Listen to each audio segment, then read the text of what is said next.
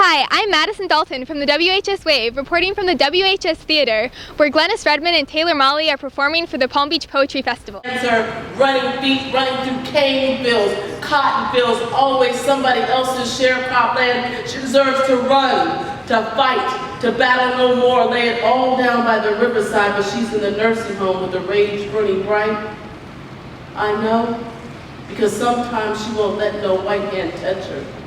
But when I leave there, she whispers in my ear, loves everybody, child.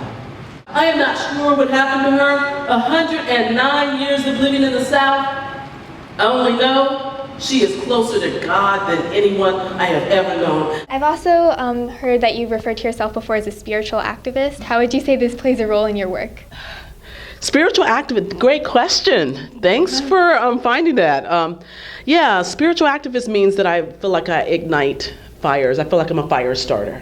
Folks who, sometimes they'll say young people are so apathetic, they don't care. I think it's the exact opposite. I think young people care too much. And this is why they shut down, maybe have had some bad things happen to them. And the arts, poetry, is a way of lighting a fire. And so when I come into the classroom, up on stage, I'm hopefully I'm igniting something in them to, like, say, turn to the territory of their hearts, turn to the territory of what's important to them, because we all have it. I've never picked cotton except for that which comes out of a bare aspirin bottle. But yes, very daintily. But my ancestors did.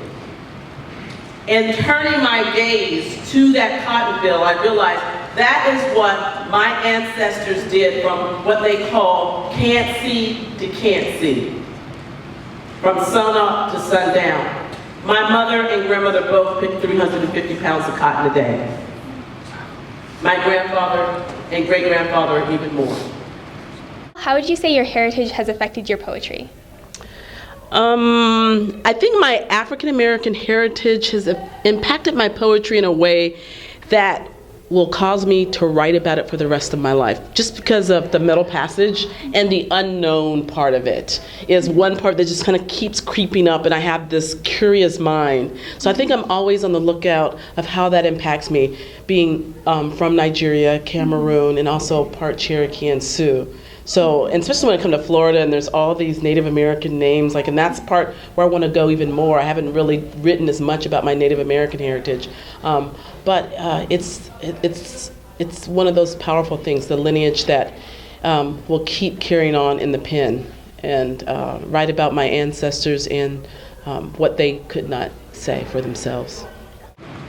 The same fingers that can outwork any man wills. What if I could turn my letters like I turn the soil?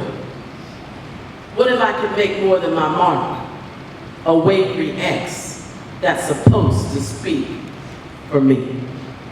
The only thing resurrected daily was the struggle and the fight. What are we going to say to that woman? We're going to look around and pretend she's not there? What are we going to say? What are we going to do? If we want to be well, we sit down and we listen with more than our ears. What advice would you give to any students seeking to go into poetry, writing, or performing? I would tell them, listen to their heart, pay attention to their surroundings. The big one, which sounds very dry and not very exciting, but read.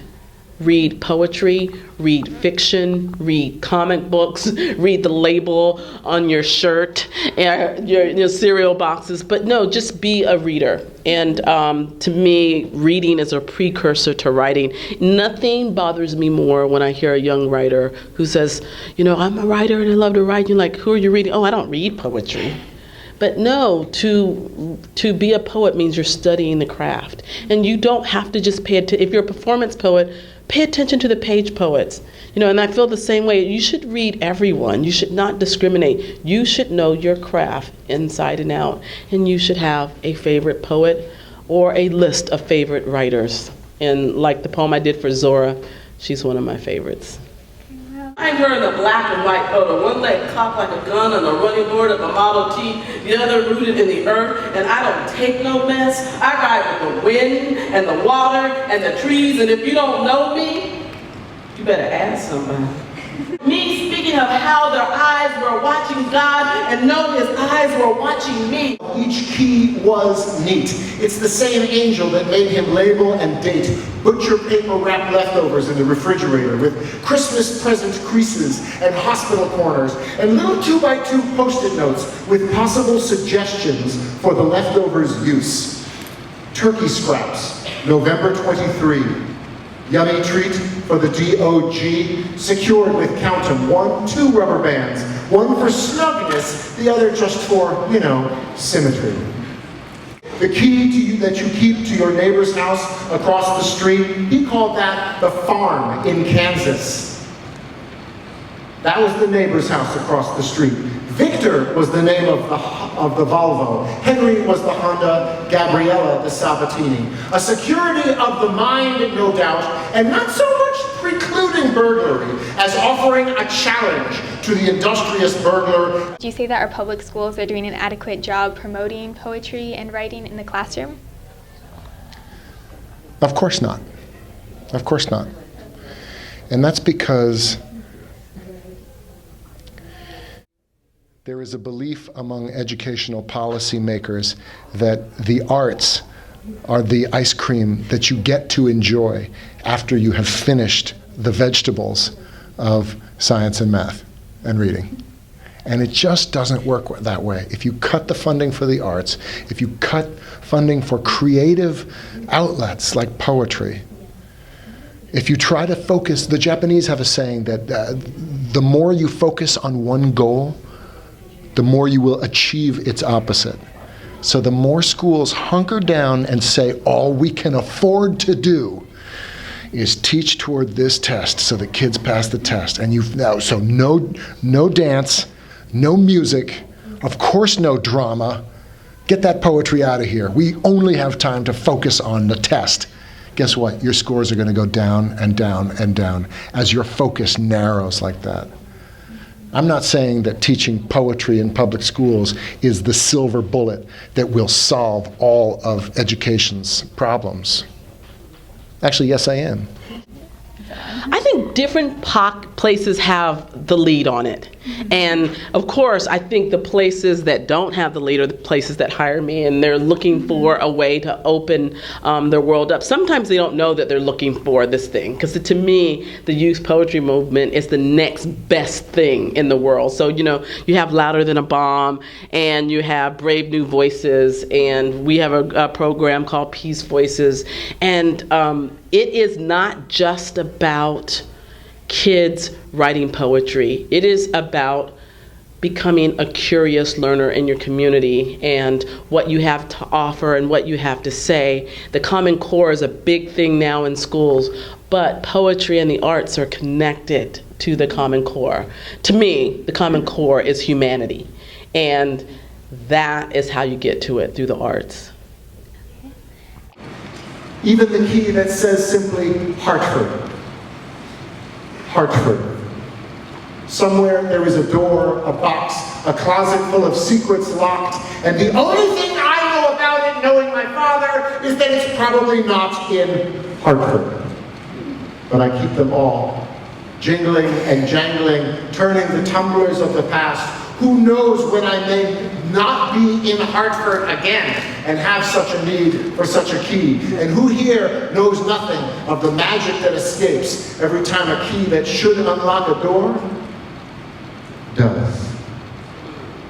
What initially made you start wanting to write poetry? I had a 7th grade teacher named Miss Sargent who made us write in our journal 15 minutes every day. I did not want to do it. I had no desire, but something beautiful happened after that week. I started writing in poem form, and I've never put my pen down. So that was the beginning of it. How has your experience as a teacher affected your poetry reading and writing? Greatly. I write about the light bulb going on. At least I used to write almost exclusively about the light bulb going on over a student's head when he or she finally gets something. Once when I was teaching a math class, there's something in math, I think it's called the identity property of zero.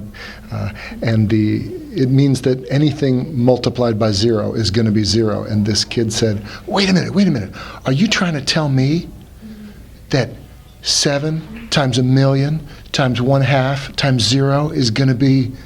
And I said, what do you think? And he said, 0?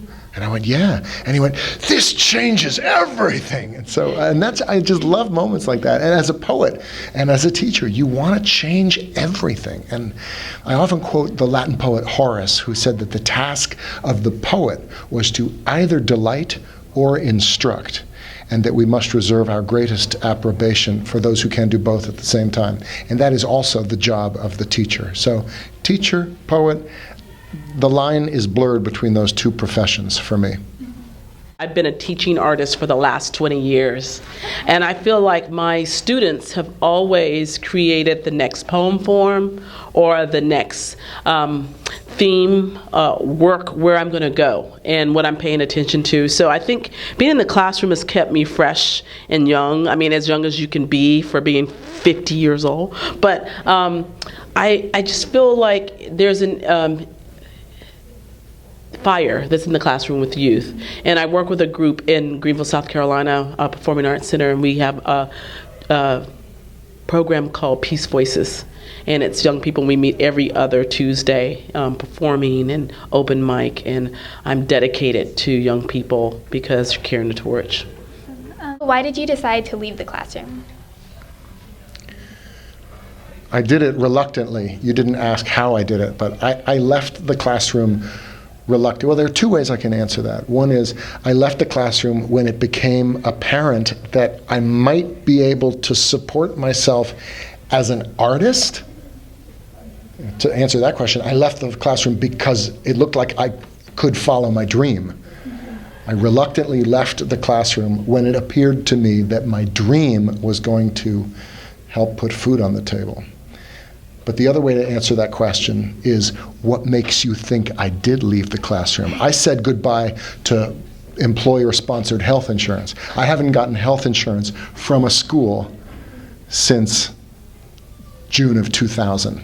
For 14 years, I've had to buy health insurance on the open market. But I've never stopped teaching. I teach all over the world now. I just have a different type of classroom. As a matter of fact, Madison, I'm teaching you right now. What? Interview over. This is Madison Dalton signing out for the WHS Wave.